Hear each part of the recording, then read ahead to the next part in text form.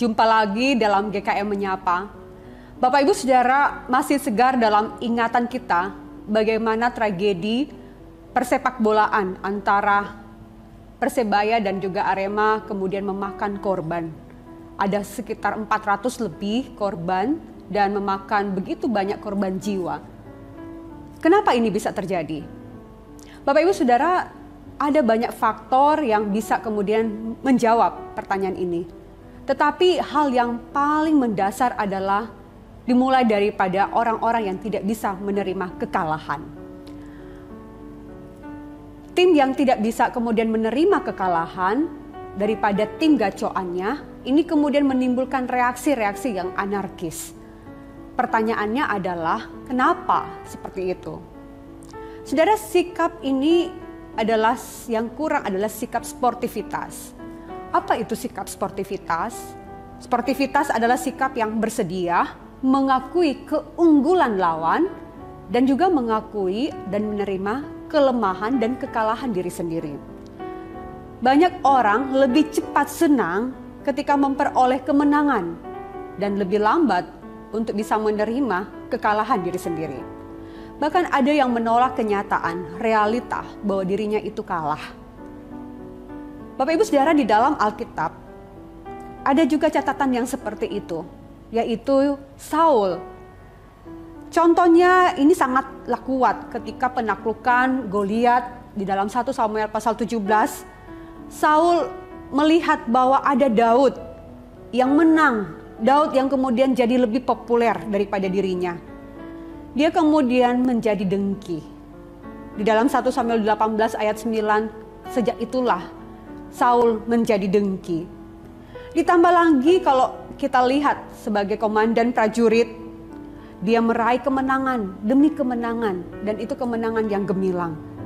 Daud bisa merebut hati bangsanya sendiri, melebihi daripada Saul. Bahkan anak dan pegawainya pun juga sangat bersimpati dengan Daud. Saul menolak kenyataan dirinya yang kalah, yang tidak bisa sehebat Daud. Dan yang muncul adalah perasaan dengki. Bapak Ibu Saudara yang kasih Tuhan, hal ini menunjukkan betapa parahnya manusia, kondisi hati manusia. Ketika ada perasaan dengki, maka bisa muncul berbagai macam reaksi. Bahkan reaksi yang paling berat adalah sampai membuat kehilangan nyawa. Hidup ini seperti ajang permainan atau perlombaan atau pertandingan. Berbeda dengan hal itu Bapak Ibu, pemilihan Presiden Amerika Serikat pada tahun 1940 itu dimenangkan oleh Franklin Roosevelt dengan perolehan suara itu 55%. Lawannya calon dari Partai Republik yang bernama Wendell Willkie.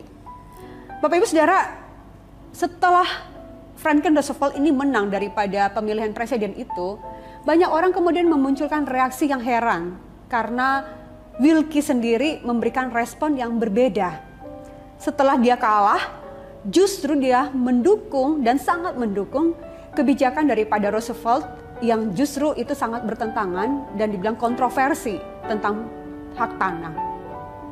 Orang bertanya kepada dia, kenapa bisa seperti itu? Kemudian dia menjawab, dulu saya bertarung keras untuk mengalahkannya, tetapi sekarang dia sudah terpilih. Dan sekarang dia adalah presiden saya. Dan dia memberikan dukungan yang penuh kepada presiden yang telah terpilih.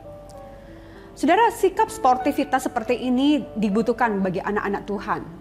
Ketika melihat hidup itu seperti sebuah arena pertandingan atau perlombaan. Tidak mungkin menang terus. Dan tidak mungkin juga kalah terus. Kita harus menerima keduanya dengan jiwa yang besar. Entahkah itu menang atau kalah. Kita perlu melihat jiwa kita tetap sehat untuk menerima realita apapun itu. Sanggup untuk memikul kekalahan dan juga sanggup untuk memikul kemenangan. Saudara yang dikasih Tuhan, saudara saat ini sedang gagal, kalah, atau sedang menang. Terimalah dengan besar hati, dengan sikap yang tepat. Karena Tuhan sedang membentuk kita sebenarnya untuk menjadi pemenang sejati. Di dalam perjanjian baru, Paulus menuliskan surat kepada anak rohaninya Timotius dan mengingatkan hal ini. tentang menjunjung tinggi sportivitas, kejujuran dan keadilan di saat berlomba. 2 Timotius pasal 2 ayat 5 berkata demikian. Seorang olahragawan hanya dapat memperoleh mahkota sebagai juara apabila ia bertanding menurut peraturan-peraturan olahraga. Saudara, kita mungkin bukan seorang olahragawan sejati atau profesional. Tetapi pesan ini memberikan satu makna yang sangat penting bagi kita untuk meniti kehidupan. Ada garis finish yang akan dicapai oleh semua orang. Bukan persoalan bagaimana kita mencapai itu, siapa yang lebih cepat atau tidak, bukan. Tetapi persoalannya bagaimana proses di dalamnya. Di dalam kita mempersiapkan diri menghadapi perlombaan. Disiplin diri, kejujuran, sportivitas, dan itu adalah aturan-aturan di dalam pertandingan. Saudara yang kasih Tuhan, bagaimana kita menyikapi kehidupan ini? Tahu meresapi arti sebuah kekalahan, membuat kita mampu memaknai sebuah kemenangan.